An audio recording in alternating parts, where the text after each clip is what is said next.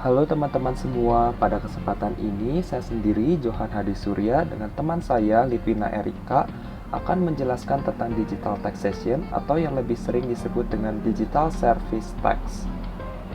Digital taxation atau pajak digital atau sering disebut dengan digital service tax merupakan suatu bentuk pembayaran pajak atau pengenaan pajak pertambahan nilai atau PPN terhadap produk digital.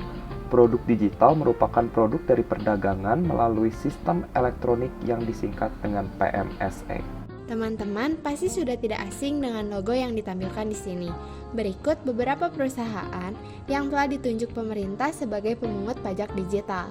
Netflix, Spotify, dan Zoom membebankan pada konsumennya yang berlangganan atau sering kita kenal dengan istilah premium dengan menambahkan PPN dengan tarif 11% mulai dari tanggal 11 April 2022. Twitter, Facebook, dan TikTok membebankan pengguna yang beriklan menggunakan platform tersebut.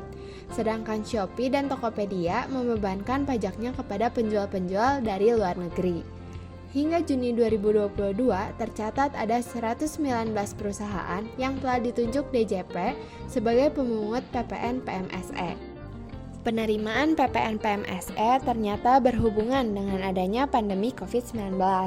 Dikarenakan berkurangnya pendapatan negara akibat pandemi COVID-19, membuat pemerintah mengeluarkan Undang-Undang Republik Indonesia Nomor 2 Tahun 2020 yang mengatur setiap transaksi elektronik platform OTT yang memiliki nilai transaksi di atas 600 juta per tahun atau 50 juta per bulan dan atau jumlah traffic lebih dari 12.000 per tahun atau 1.000 per bulan akan dikenakan pajak.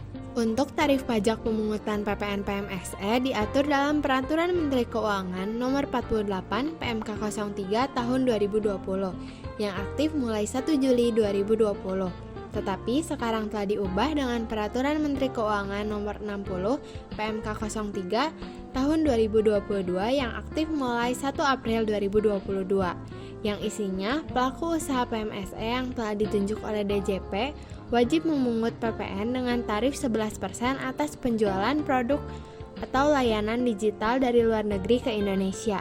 Jadi, terjadi perubahan tarif yang awalnya 10% menjadi 11%. Berikut adalah beberapa negara yang telah menerapkan pajak digital atau digital service tax. Yang pertama itu adalah Austria.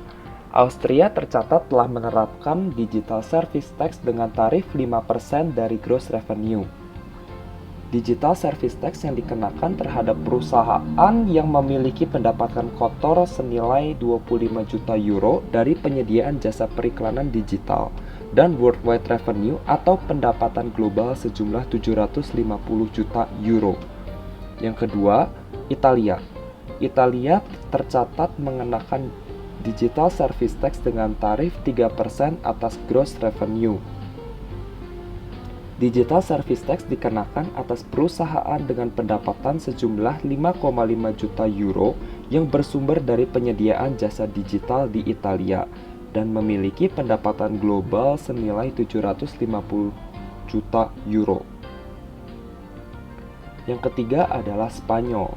Spanyol mengenakan digital service tax dengan tarif 3% atas gross revenue dan dikenakan bagi perusahaan yang memiliki pendapatan senilai 3 juta euro dari penyediaan jasa digital di Spanyol, serta memiliki penghasilan global sejumlah 750 juta euro. Yang keempat adalah Turki. Turki mengenakan digital service tax dengan tarif 7,5% atas gross revenue. Digital service tax dikenakan atas entitas yang memiliki pendapatan sejumlah 20 juta Turki lira. Potensi penerimaan pajak perdagangan melalui sistem elektronik. Yang pertama, sistem perangkat lunak dan aplikasi dengan nilai transaksi mencapai 14,6 triliun rupiah. Yang kedua, game, video, dan musik mencapai 880 miliar rupiah. Yang ketiga, penjualan film sebesar 7,65 triliun rupiah. Yang keempat, perangkat lunak telepon genggam sebesar 44,7 triliun rupiah. Yang kelima, perangkat lunak khusus seperti untuk perangkat mesin dan desain mencapai 1,77 triliun rupiah. Yang keenam, hak siaran atau layanan televisi berlangganan senilai 16,49 triliun rupiah. Yang ketujuh, penerimaan dari media sosial dan layanan over the top sebanyak 17,7 triliun rupiah. Lalu pertanyaannya, kenapa ada pajak digital?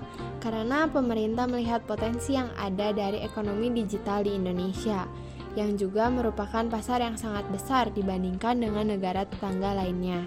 Menurut Presiden Joko Widodo sendiri, pasar ekonomi digital di Indonesia memiliki potensi yang luar biasa dan bisa menjadi yang terbesar pada 2030 mendatang di wilayah Asia Tenggara. Dibuktikan dengan rincian dari Ibu Sri Mulyani, sepanjang Juli hingga Desember 2020, pemerintah berhasil mengantongi 730 miliar rupiah dari pungutan PPN PMSE. Kemudian berlanjut di sepanjang Januari hingga Desember 2021, realisasi PPN PMSE mencapai 3,9 triliun rupiah. Sedangkan untuk sepanjang Januari hingga Juli 2020, tercatat pemerintah sudah mengantongi PPN PMSE sebesar 3,02 triliun rupiah, sehingga secara total keseluruhan penerimaan negara dari PPN PMSE mencapai 7,65 triliun rupiah. Jadi ini ada suatu kenaikan yang sangat tinggi karena baru separuh tahun saja, yaitu Januari hingga Juli 2022, kenaikannya sudah di atas 3 triliun rupiah. Tantangan-tantangan yang ada dalam perpajakan digital. Yang pertama, banyaknya model bisnis baru dalam ekonomi digital. Yang kedua, tantangan dalam proses pemungutan pajak pertambahan nilai atau PPN kepada impor barang, pemanfaatan barang dan juga jasa dari supplier luar negeri. Yang ketiga, tidak adanya PPN yang diberlakukan secara ketat. Yang keempat, pemerintah memiliki kendala dalam menetapkan pajak untuk perusahaan digital besar seperti Google, Amazon, Facebook, dan lain sebagainya. Perusahaan tersebut tidak dapat dibebankan dengan PPh karena definisi dari BUT tidak mengcover jenis perusahaan digital. Prinsip PPh adalah memiliki wujud secara fisik. Dalam artikel yang ditulis oleh Dwi Marlina Wijayanti dengan judul Pajak Digital, Potensi dan Tantangan, hasil riset mengatakan bahwa potensi penerimaan pajak dari sektor ekonomi digital sangatlah besar. Data dari Asosiasi Penyelenggara Jasa Internet Indonesia atau APJII menunjukkan bahwa kontribusi Indonesia terhadap sektor ekonomi digital mencapai 15 triliun rupiah per tahun. Hal ini menunjukkan bahwa pendapatan negara dari sektor pajak dapat lebih besar dengan menambah objek pajak baru. Pajak sebagai sumber pendapatan utama negara harus dilaksanakan secara adil untuk semua elemen. Pada industri 4.0, pemerintah menemukan objek pajak baru yang potensial, yaitu pajak dari aktivitas bisnis digital. Dari jurnal yang disusun oleh ANA dengan judul Pemajakan Perdagangan Melalui Sistem Elektronik PMSE Lintas Negara yang membahas unilateral measure versus global consensus. Dalam jurnal ini membahas unilateral measure, yaitu aturan yang ada di setiap negara mengenai pemungutan pajak. Yang kedua, membahas global consensus untuk digital service tax yang tidak bisa berjalan dengan lancar karena adanya isu kesetaraan antara PMSE lokal dan PMSE asing.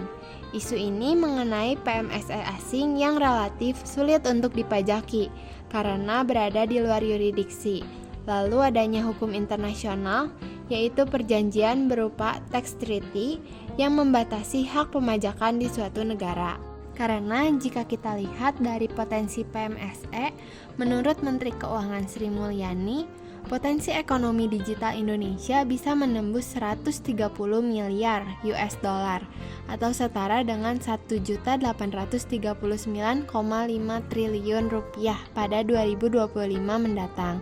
Sehingga dirasa pemerintah harus mengupayakan global konsensus dalam memberikan solusi global yang adil, efisien, dan memberikan kepastian hukum yang dapat diterima oleh semua pihak untuk memperbaiki sistem perpajakan internasional, supaya dapat memberikan manfaat sebesar-besarnya. Sekian penjelasan singkat mengenai digital taxation atau perpajakan digital dari kelompok 1. Mohon maaf jika ada salah-salah kata. Atas perhatiannya kami ucapkan terima kasih.